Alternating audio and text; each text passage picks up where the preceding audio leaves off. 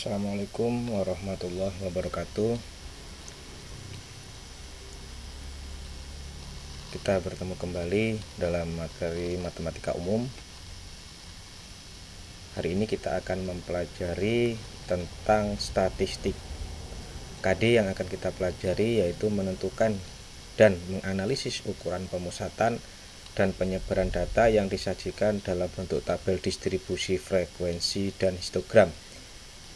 Dan untuk keterampilannya, menyelesaikan masalah yang berkaitan dengan penyajian data hasil pengukuran dan pencacahan dalam tabel distribusi, frekuensi, dan histogram. Oke, pada kegiatan pembelajaran ini kita akan mempelajari tentang penyajian data.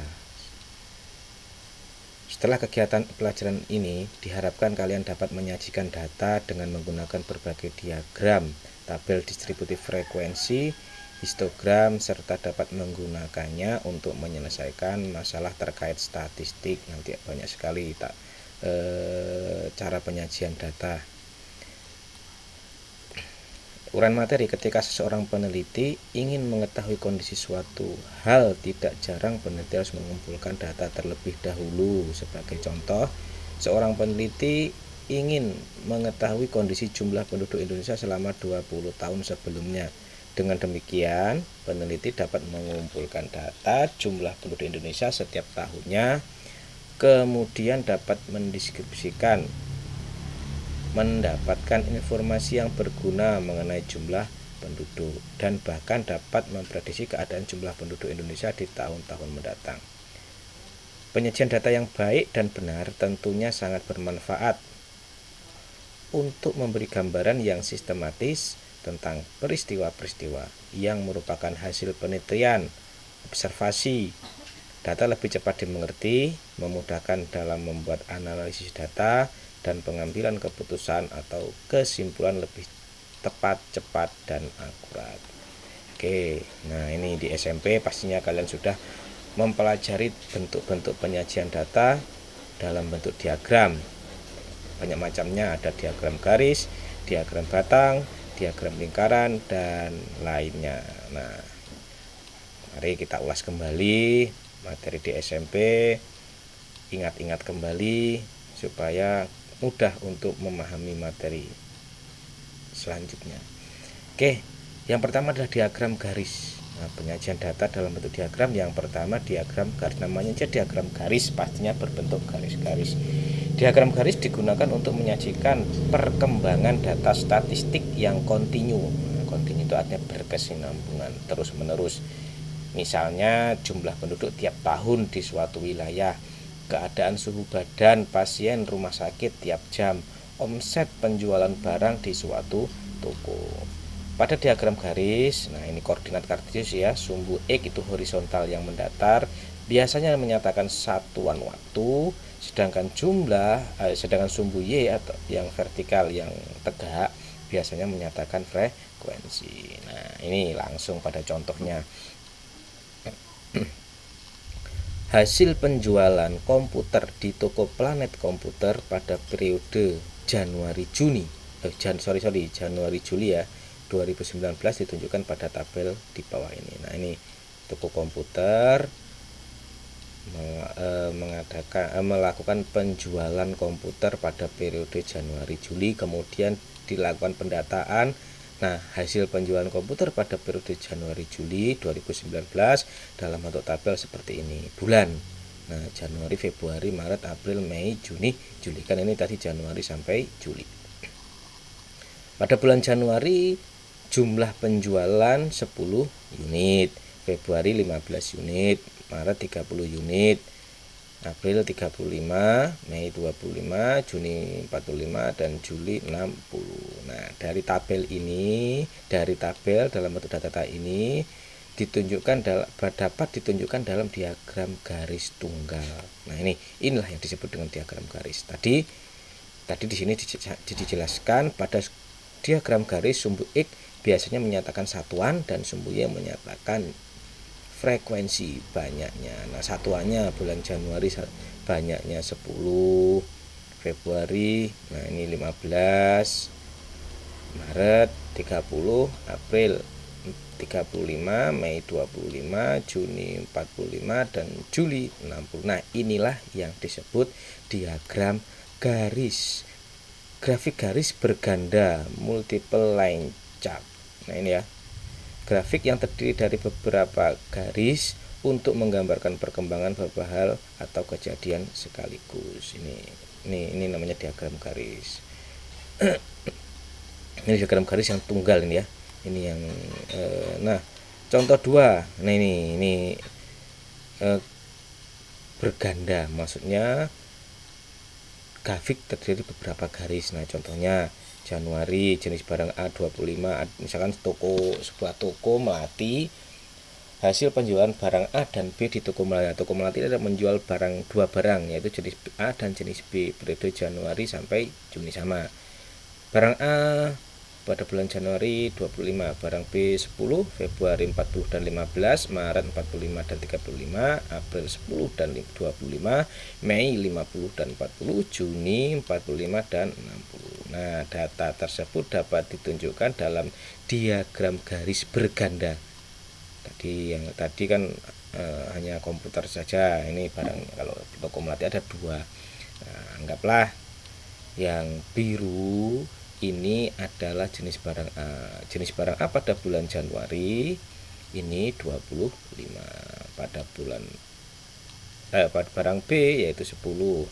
Yang ini 40, ini 15, yang ini 45, ini 35, yang ini yang biru ini 10, yang ini 25, kemudian yang biru lagi 50, dan yang merah 40, yang ini yang biru turun 45, yang ini jadi 60. Nah, inilah diagram garis berganda. Jadi ada 2 macam diagram garis ya, tunggal, dan ini grafik bergaris ganda atau multiple line chart. Ini yang ganda, warnanya diusahakan berbeda. Diagram yang kedua adalah lingkaran. Diagram lingkaran adalah bentuk penyajian data dengan menggunakan sektor-sektor juring-juring. Nah, komponen-komponen dalam lingkaran masih ingat atau tidak? Di SMP ya, ada juring, ada busur, kemudian ada jari-jari, ada diameter. Nah, ini adalah juring dalam suatu lingkaran. Nah, diagram ini sangat baik untuk menunjukkan perbandingan antar objek yang satu dengan objek yang lain terhadap keseluruhan dalam suatu penyelidikan. Nah, contohnya ini. Data berikut menunjukkan banyaknya peminat kegiatan ekstrakurikuler siswa kelas 12 di SMA Merdeka. Kegiatan olahraga ada 90 orang, PMR ada 60 orang, dan Paskibra ada 50 orang. Sebelum membuat diagram lingkaran, terlebih dahulu tentukan besar persentase tiap objek terhadap keseluruhan data dan besar sudut pusat sektor lingkaran yang sesuai sebagaimana ditunjukkan pada tabel berikut ini. Jadi harus membuat presentase terlebih dahulu. Ini harus membuat presentase terlebih dahulu untuk membuat diagram lingkaran. Tadi di sini sudah disebutkan olahraga ada 90, PNR ada 60, dan Paskibra ada 50. Nah, misalkan olahraga jumlahnya 90, presentasenya 90. Nah, 90 ada olahraganya per 200. 200 dari mana? 200 itu diperoleh dari olahraga ditambah PMR dan ditambah Paskibra, jadinya ini 200. Oke. Kita lanjutkan, berarti 90 per 200, lingkaran, satu lingkaran penuh itu kan 360 derajat kalau pakai derajat. Kalau persen itu 100%. Kalau lingkaran penuh ya, diingat. Jadi 90 per 200 dikali 100%. Nah, tinggal coret, ini coret, kemudian 10 dibagi 2 dapat 5. 5 dikali 9 45% kalau kita mau pakai persentase. Nah, kalau pakai besar sudut pusat, nah tadi Pak Guru bilang kalau pakai persentase satu lingkaran penuh itu 100%. Kalau satu lingkaran penuh pakai derajat itu 360 derajat. Jadi 90 per 200 dikali 360, coret, ini coret, 36 dibagi 2, ini dengan ini 18 dikali 9 dapatlah 162. 162%. Derajat, sorry. Untuk PMR 60/200 sama, ini langsung coret 2, langsung coret. Ini coret dapat 3. Nah, ini ya. Ini 30 dikali 1 30%. Yang ini berarti ini langsung coret lagi, ini coret lagi, ini coret lagi dapat 3. 36 kali 3 108 derajat. Kemudian ini lagi coret 10 bagi 2 dapat 5. 5 kali 5 25%. Dan yang ini coret 36 bagi 2 dapat 18. 18 kali 5 itu dapat 90 derajat. Nah, kalau sudah dalam persen, dalam derajat, nah kita tinggal menggambarkan lingkarannya. Diperoleh diagram lingkaran. Nah, ini kegiatan ekstrakurikuler. Nah, paskibra 50 orang 25%. Kan kalau lingkaran, kalau persentase kan lingkaran itu kan 100% dibagi 4 kan 25 segini. Paham ya? Jadi kalau lingkaran, Pak Guru contohkan misalnya kalau lingkaran, nah ini, nah kalau kita bagi 4, lingkaran kan 100%. Nah 100%, kalau 100 dibagi 4 kan 25. Berarti setiap ini 25%, ini 25%, ini 25%, ini juga 25%. Nah, makanya untuk paskibra, kita lihat paskibra di sini ke atasnya sedikit. Paskibra di sini adalah mana paskibra? Nah, 25%. Jadi pas ini.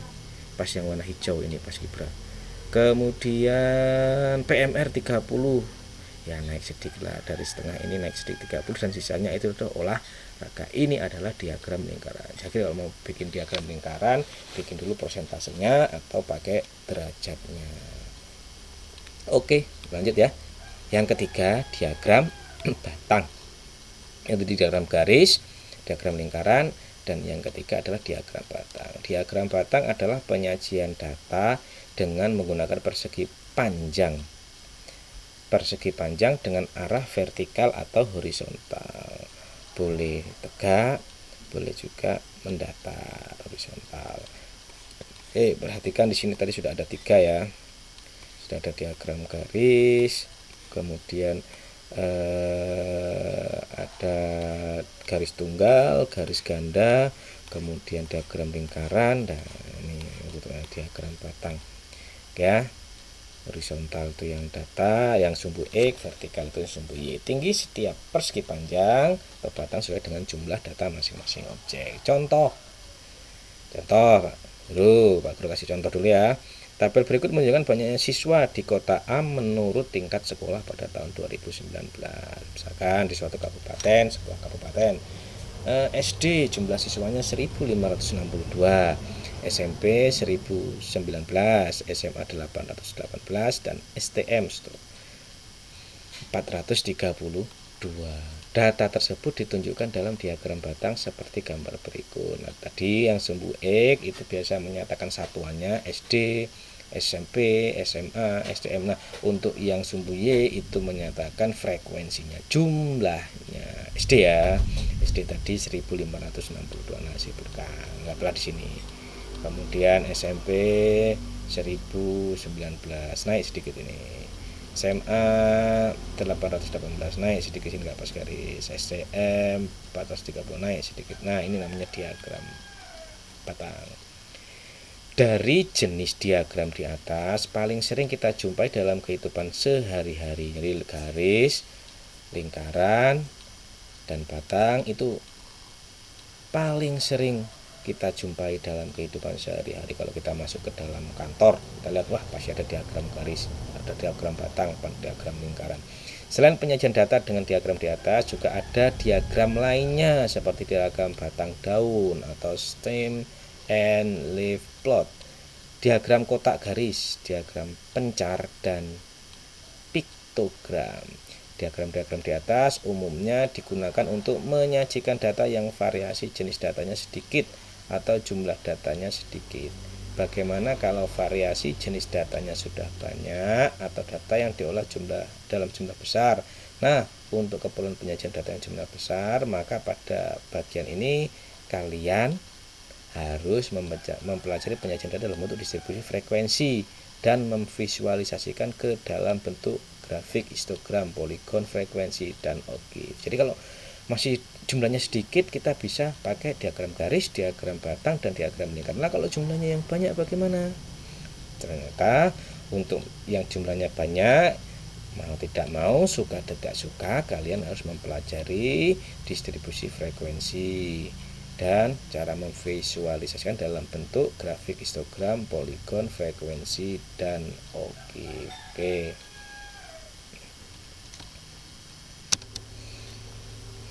Yang keempat, tabel distribusi frekuensi. Jika ukuran data cukup besar, misalkan datanya itu lebih dari 30, maka sebaiknya bisa pakai diagram garis boleh, pakai diagram batang boleh, pakai diagram lingkaran juga boleh. Namun sebaiknya data disajikan dalam bentuk tabel distribusi frekuensi. Frekuensi itu banyaknya, jumlahnya.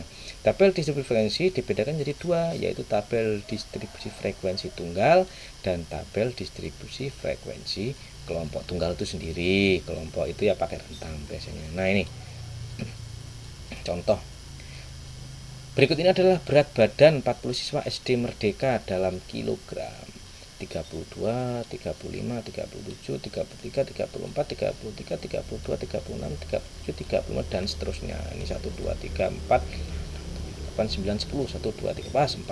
Nah, kita cek berapa nilai terkecil dulu.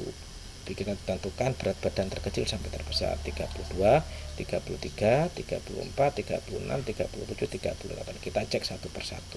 Yang 32 ada 1, ya, kita kasih warna biru. 1, 32, 2, 3, 4, 5, 6. Nah, kita pakai turus. Nah, 1, 2, 3, 4, 5, 6 jumlahnya. Sekarang 33 kita cek, kita pakai warna merah. 33, 1, 2, 3, 4, 5, 6 juga. 33 juga 6. Sekarang 34 kita pakai warna biru muda biar kayak pelangi nanti ya, berwarna, hati kita berwarna lebih cerah lagi. 34 cek satu persatu. 1, 2, 3, 4,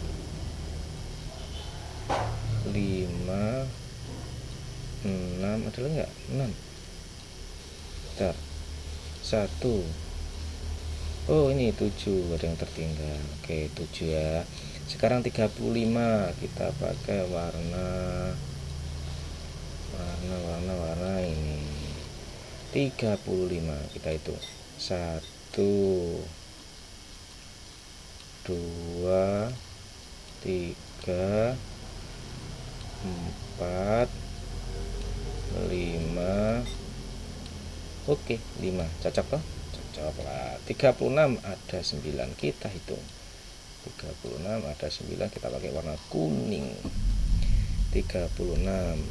1, 2, 3, 4, 5, 6, 7, 8, 9.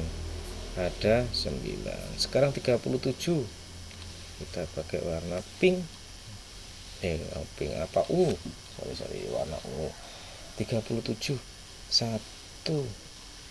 2, 3, 4, 5, 6, 7. Pas 7, tulis 7. Nah, ini banyak ini namanya turus. Ini banyaknya anak dalam bentuk frekuensi, kemudian jumlahnya ada 40. Pas ya, jumlah siswa 40. Nah, ini namanya diagram pakai tabel dengan frekuensi data tunggal nih ya. Oke, kita lanjutkan. Untuk data yang sangat besar, sebaiknya menggunakan tabel distribusi frekuensi berkelompok. Langkah-langkah membuat tabel distribusi frekuensi berkelompok. Nah, ini ada langkah-langkahnya jika ingin membuat tabel distribusi kelompok.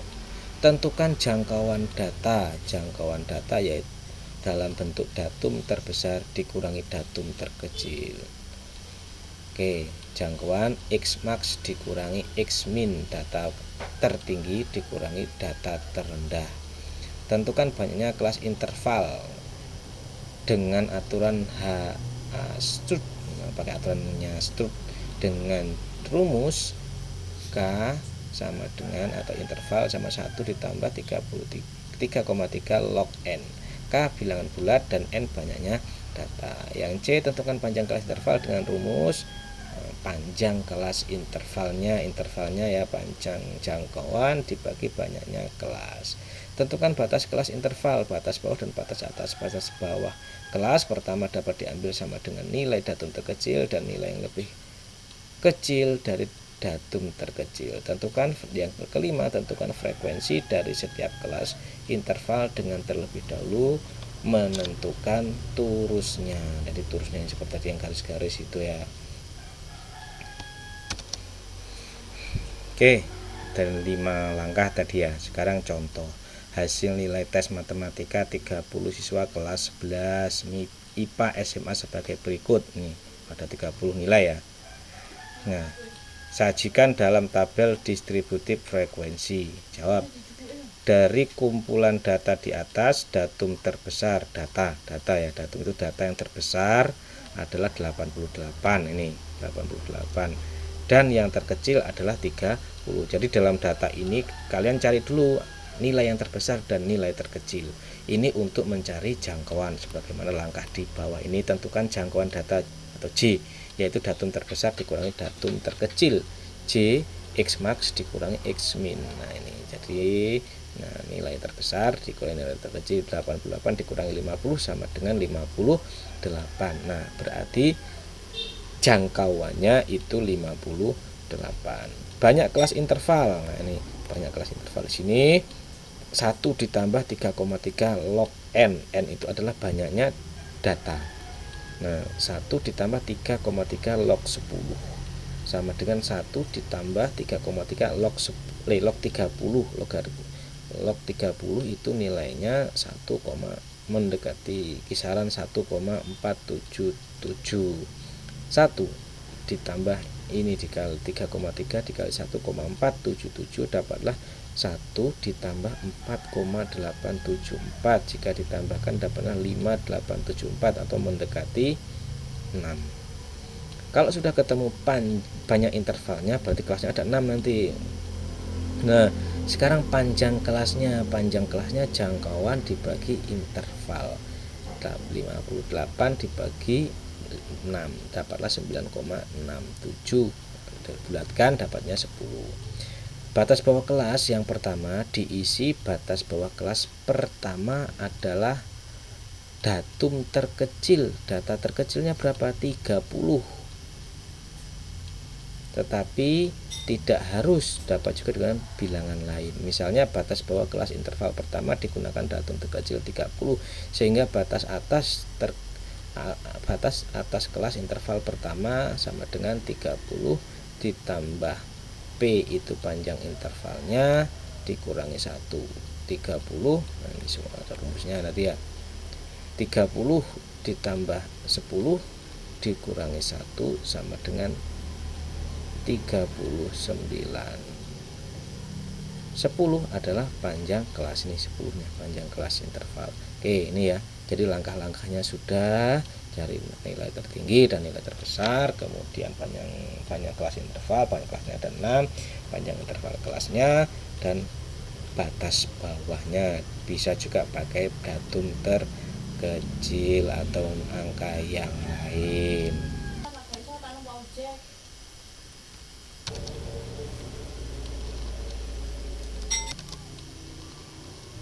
Oke, dari hasil tadi diperolehlah tabel distribusi frekuensi berikut. 30 sampai, nah ini nilai terkecil ya, nilai terendah batas bawah tadi 30. Nah, panjang kelasnya adalah 10. Jadi dari 30, 31, 32, 33, 34, 35, 36, 37, 38, 39. Ini bukannya untuk panjang kelas 39 kurang. Kalau tambah 10 berarti 30 tambah 10 40 enggak. Jadi 30-an dihitung atau langsung aja ke bawah. Kalau mau tambah 10, 30 tambah 10, 30 tambah 10 40, 40 tambah 10 50, 50 tambah 10 60, 60 tambah 70, 60 tambah 10 70, 70 tambah 10 80. Nah, ini tinggal ngurangi aja. 40 dikurangi 1, 50 kurangi 1, 60 kurangi 1, 70 kurangi 1, 80 kurangi 1. Dan ini berarti atau langsung aja tambah 10 tambah 10 tambah 10 tambah 10 tambah 10, itu langkahnya. Jadi nggak boleh untuk panjang kelas itu mencari kepanjangan kelas 39 dikurangi 30, nggak boleh, salah nanti. Yang benar kalau kalian pakai batas bawah ya batas bawah semuanya, berarti 40 dikurangi 30, 50 kurangi, kalau pakai batas atas yang 49 kurangi 39 pasti jawabannya 10. Oke, kita cek kalau sudah seperti ini. Kelasnya kan tadi 6, itu aja 1 2 3 4 5 6 sudah benar. Jadi intervalnya 10, panjang jumlah kelasnya ada 6. Nah, sekarang kita tinggal membuat turusnya. Turusnya kita cek tadi dari data ini. Nah, dari data-data ini diperoleh lah ini 30 sampai 39 dan bla bla bla bla frekuensinya ini, dan dijumlahkan dapatlah 10. Ini adalah cara membuat sebuah tabel dengan data berkelompok. Oke.